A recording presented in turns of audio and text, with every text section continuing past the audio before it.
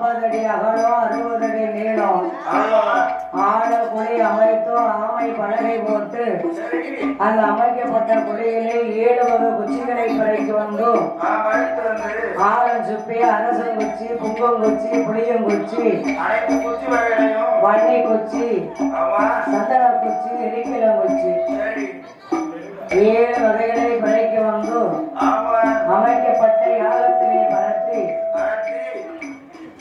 முக்கட்டு எண்ணெய் வாங்கி பிரணவத்தை சொல்லி அம்மா முப்புடாதி அவன் தங்கை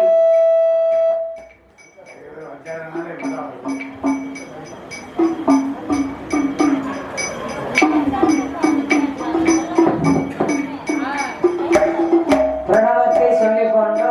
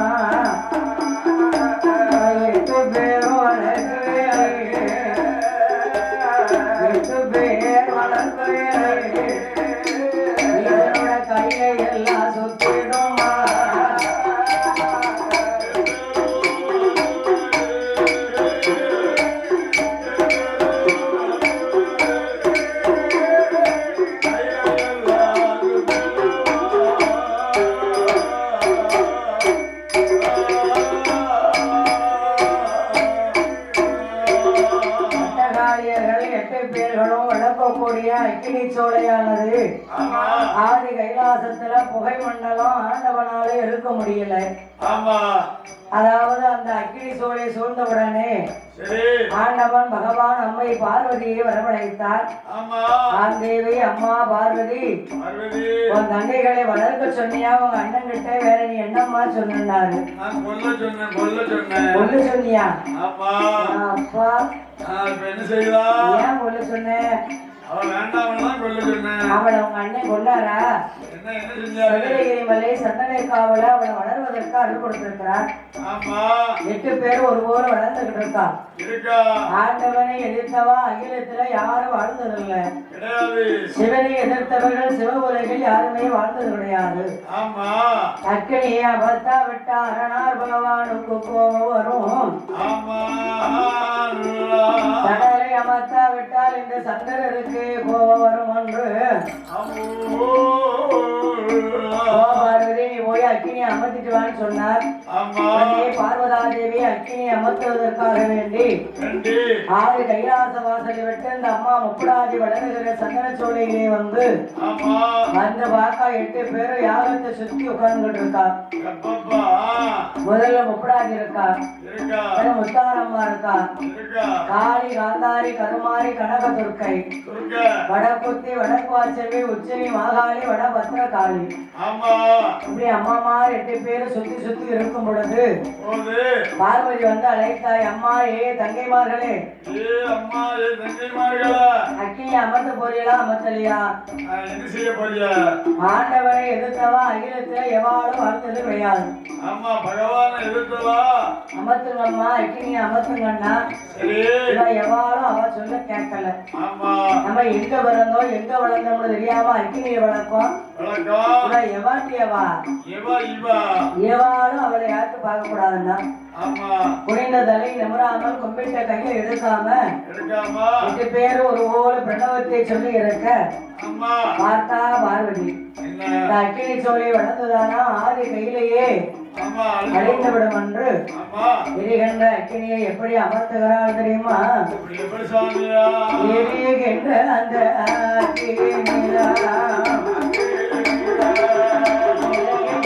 அம்மா பார்வதியா எரியும் போது பார்வதியா அம்மா குதித்த போது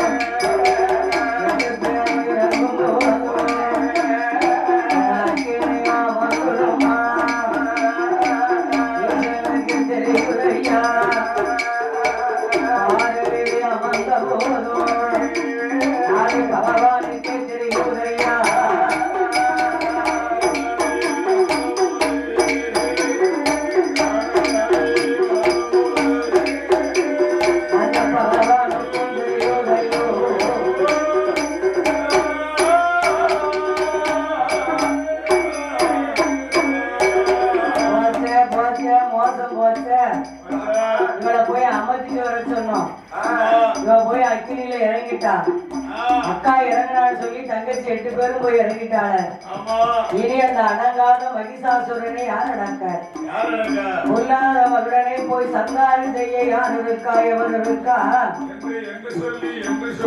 என்று ஈசமகமாய் இந்த அம்மாமார்களை விரைவு செய்ய அவர் தங்கை நீரோதல் நீர் கொண்டோர் வாரி பொறுத்தோடு திருபிரமெடுத்து சோலைக்கு தாருவாரா இருந்ததொரு அக்கினிய இருந்த ஒன்றுகளில் மாறா பிரம்ம கொண்டு காட்டுவாரா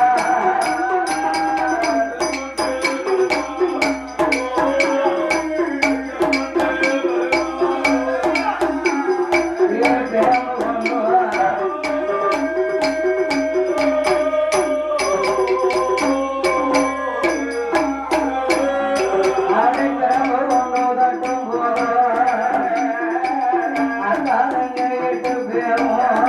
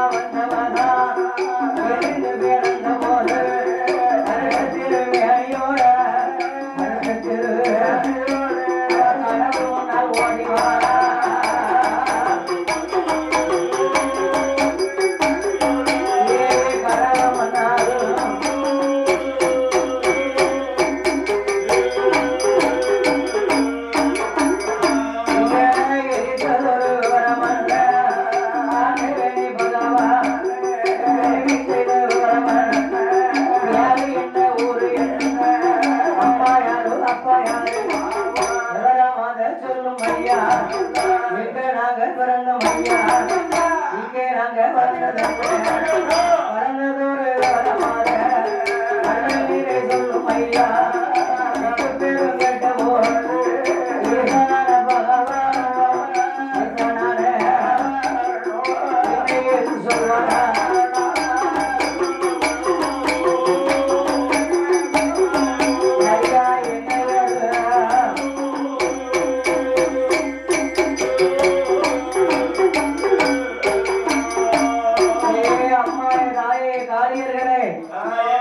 நீங்களெல்லாம் பிறந்தது நாகலோகம். நாகமுடி ராஜாவுக்கும் நாககண்ணி பெண்ணாளுக்கும் தெய்வத்திரு கலசத்திலே பராசக்தியுடைய அவதாரங்களை பிரிந்து ஒரு தில்லை 8 பேர்ல 8 பேரா பிறந்திய அவர்களோ அரபமான பாம்பு. அவர்களால் வளர்க்க முடியாது என்று என் பெருமாளாகிய கோபால கண்ணே உங்க 8 பேரையும் தூக்கி கொண்டு வந்து சதுரகிரி மலையிலே கொடுத்தார். இங்க வளர்ந்தது போதாதுன்னு சொல்லி என்னை எதிர்த்து அக்கினியை வளர்த்திய பாத்தீங்களா? அந்த அனல் வேர்வை என்னால தாங்க முடியாம தீயிலையும் தண்ணிலையும் மிஞ்சி வாழ்ந்தவங்க இந்த உலகத்துல யார் யார் இருக்கா? தண்ணியில ஆழம் தெரியாம கால வச்சவன் ஆழம் தெரியாம நடுக்கடலுக்குள்ள போயிட்டா மீண்டு வர முடியுமா? அங்கேயே நம்ம போயிருவோம். அத மாதிரி தீக்கு பாருங்க, அதுக்கு எந்த பகைக்கும் கண் தெரியாது. லேசா பிடிச்சிருச்சுன்னு வைங்களேன், பிடிக்கும் குளிர்னு பிடிக்கும். அப்புறம் நம்மளை காப்பாற்றலாம் நினைப்பாங்க, காப்பாற்ற முடியாது. அப்ப தீ அப்பேற்பட்ட பகையான ஒரு இது. இந்த தீ வெற்றி பொறுக்க முடியாம தான் அக்கால போய் அமர்த்திட்டு வர சொன்னேன். அவ இறங்குனதுனால நீங்க 8 பேர் இறங்கிட்டியம்மா. இனி அந்த மகிடாசுரனை வரை செய்வதற்காக வேண்டி மாகாளி உங்களை நான் பிரிவு செய்தேன் என்றார். மகிடாசுரனா? அவ யாரு சுவாமி? அவனுடைய விவரங்களை கொஞ்சம் விவரமா விளக்கமா சொல்லுங்களா? எங்க இருக்கா? எப்படி பிறந்தவன்? எப்படி வாழ்ந்தவன்? அவனை ஏன் நாங்க சம்காரம் முடிக்கணும் அப்படின்னு கேட்டார். அந்த வார்த்தையை கேட்ட ஆண்டவன் பகவான் அம்மா முப்பிடாரிடத்திலே என்ன சொல்லுகிறார் தெரியுமா? ஆதையில வரமுனிவன் ஆதையிலே வரமுனிவே ஆதையில மகிடாசூரே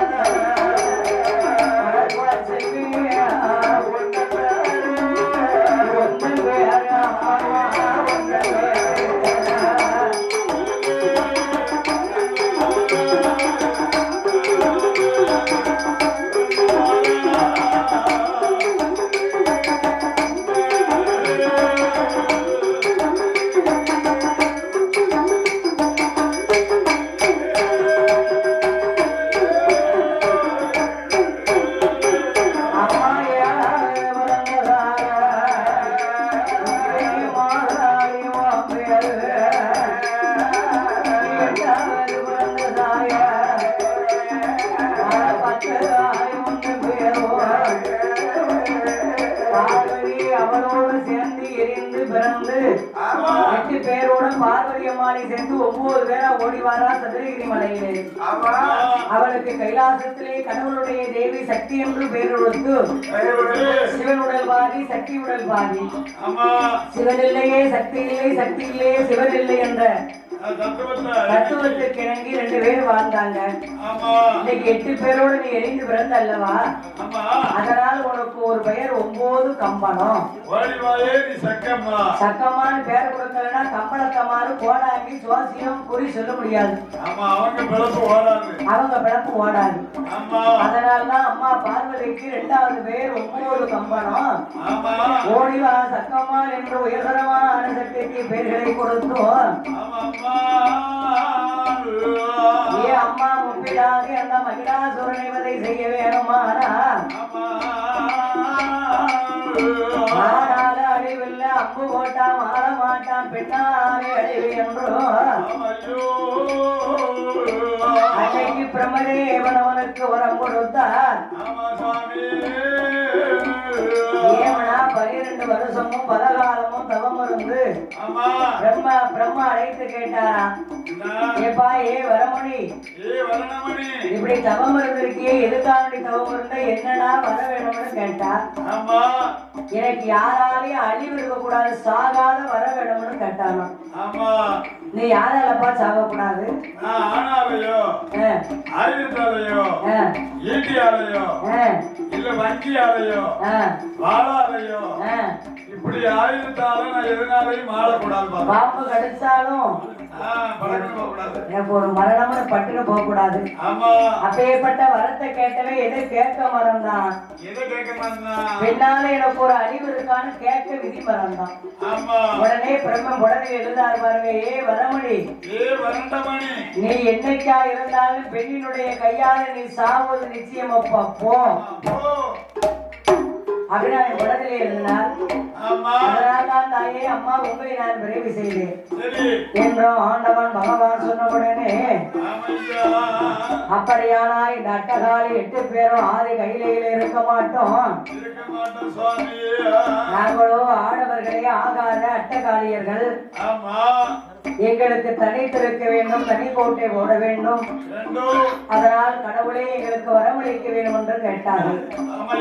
எங்கம்மா போய் அமர போதே என்ன வர வேணும்னு கேட்ட உடனே அம்மா முப்படாதி தாய் இறைவனிடத்திலே எப்படி வரம் கேட்கிறாள் தெரியுமா, கோட்டை போட்டு கோடை கோட்டை போட்டு கோடை கொடுக்க வேணும் வருவா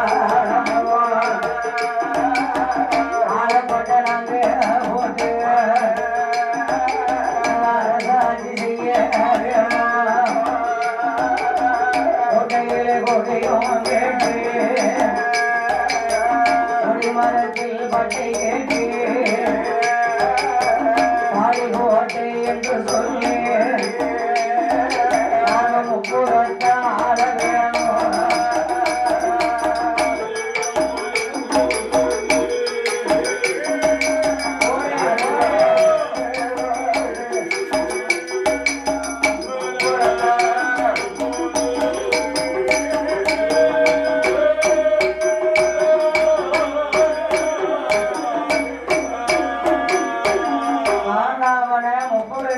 கோட்டை போட்டு காளியர்கள் கோட்டை என்று சொல்லி பெருசா போடு போடணும், பெருசா போடு போடணும். எப்படி போடணும், எப்படி போடணும், ஆடவர்கள் வெக்கையே ஆகாத அட்ட காளியுடைய கோட்டை. அதான் அம்மா பாருங்க, இப்ப நிறைய பெண்களை தான் அது எடுத்திருக்காங்க. ஆண்களை விட பெண்கள் சாமியாட்டம் கோயில் ரொம்ப கூட இருக்கு பாத்தீங்களா. 1000 பொம்பளை ஆடுனா 50 ஆம்பளை தான் சாமி ஆடுறாங்க.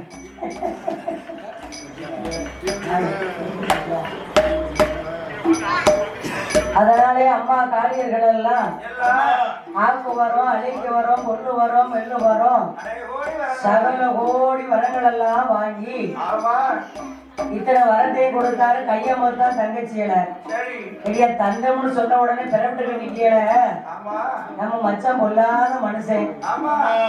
தாரம்னு சொல்வாரே தவிர உலகத்தில் சொன்னபடி யாருக்கும் வரம் கொடுக்க மாட்டாரு. ஆண்டவன் பகவான். அந்த வரத்தை பரிசு செய்து விட்டு நாம போவோம். சரி. அத்தா பகவானே, என்ன? ஓட்டை போட வரம் கொடுத்தீர்கள், சரிதான். சரிதான். எங்களுக்கு வயது வாழ்வு காலம் எத்தனை வயசு வரைக்கும், எத்தனை தலைமுறைக்கு? எத்தனை தலைமுறைக்கு நீ வாழணும்னு நினைக்க சொல்லு தம்பி. பேரே பேத்தி. ஆமா. பேரை எடுத்தா பேரனும் வயிற்றுல பிறக்க பிள்ளை என்ன வேணும்? பூட்டை வேணும். ஆமா. பூட்டி வயிற்றுல பிறக்க பிள்ளை என்ன வேணும்? ஓட்டை வேணும். அந்த ஓட்டனுக்கு மேலதான் எனக்கு உறவு வேண்டாம்னு நம்ம வர கேட்டுக்கிட்டு கடவுள்கிட்ட. ஆமா. பேரே பேத்தி, பூட்டை பூட்டி, ஓட்டை ஓட்டி, இப்படி பேர உறவு கிடையாது உலகத்துல. சரி.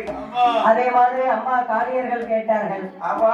இவருக்கு எத்தனை வயது வாழ்வன உடனே பிரமை கூப்பிட்டு சொன்னார், 50 வயது வரை அம்மாமார்களுக்கு அழியாத ஆயுள் வரம் கொடுத்திருக்கேன். 51 வயது பிறந்ததானா ஆணவம் கூட 8 பேரும் அழிஞ்சு போவா பகவானே அப்படின்னாரு. எம்மா ஏ முப்படாதி, 50 வயது உங்களுக்கு அழியாத ஆயுள் காலம், 51 வயது பிறந்தானா ஆணவமும் கூட அழிஞ்சு போவீன்னாரு. நாங்க அழிஞ்சு போவோமா? அப்பேற்பட்ட வயதை எங்களுக்கு நீங்க தந்திருக்கீங்களா, மாத்தி கொடுங்க அப்படின்னு கேட்டா. ஆண்டவன் எழுதியதை அழிக்க முடியாது, பிரம்மன் ஒருவர் எழுதியதை இனி ஒருவராயும் பிரித்து எழுத முடியாது. அதான் சில பேர் சொல்லுவாங்க, அண்ணழுதுன்னு ஆண்டவன் அடிச்சா இருந்த போறான், இன்னாருக்கு இன்னபடின்னு அண்ணாலேயே எழுதிருக்கிறார் இல்லையா? அந்தபடிதான் நடந்துகிட்டு இருக்கோம். அதிகப்படி நடக்கலையே. அதிகப்படி கேட்ட கிடைக்க ஏதாவது கிடைக்கல. கிடைக்கும் என்றால் கிடைக்காது, கிடைக்காது என்றால் கிடைத்துவிடும். அதே போல ஆண்டவன் பகவான் சாதாரண பூலோக வாசிகளுக்கு கூட 100 வயது, 125, 110, 115 வரைக்கும் வரம் கொடுத்திருக்கேன். நாங்களும் தெய்வலோக சக்திமார்கள் எங்களுக்கு ஏன் அற்பாவில கொடுத்திருக்கேன்னு கேட்டான். இதுதாமா தந்த வரம் விட்டாரு. அப்ப நினைக்க முப்படாதி, அன்றொரு காலத்துல மெருகண்ட ரிஷியும் விருத்தை அம்மாளுக்கும் வெகு காலங்களாக குழந்தை இல்லாம உருக்கமாக தவம் இருந்து ஒரே ஒரு மகனை பெற்றெடுத்தார்கள். மனமுறை தவம் இருந்ததனால் மார்க்கண்டன் என்று அவனுக்கு பேர் கொடுத்தார்கள். அவர்த்த வேணுமா சமத்த வேணுமா என்று ஆண்டவன் காட்சி கொடுத்து கேட்டவுடனே அவர்த்தனை பெற்று நான் அலங்கோலப்படுவதை விட சமத்தனை பெற்று இந்த பூமியில சாவ கொடுப்பதே மேல நினைச்சாலாம். கொஞ்ச நாளைக்கு இருந்தாலும் இன்னார் பிள்ளைக்கு காணமான பேர் வாங்கிட்டு நம்ம பிள்ளை செத்து போட்டுமே அப்படின்னு 16 வயது வரைக்கும் தான் வாழ்வு கேட்டாங்களாம். அப்ப 16 வயது அவனுக்கு கிட்ட நெருங்கும் பொழுது அம்மா தன்னுடைய மகனை பார்த்து அழுது கொண்டே இருந்தானா. அப்ப மார்க்கண்டை கேட்டானா, நான் பெத்த மகனே, ஏன் ஐயா, ஏ மார்க்கண்டா, அன்றொரு காலத்துல நான் குழந்தை இல்லாம ஆண்டவனை வேண்டி தவம் இருந்தேனடா.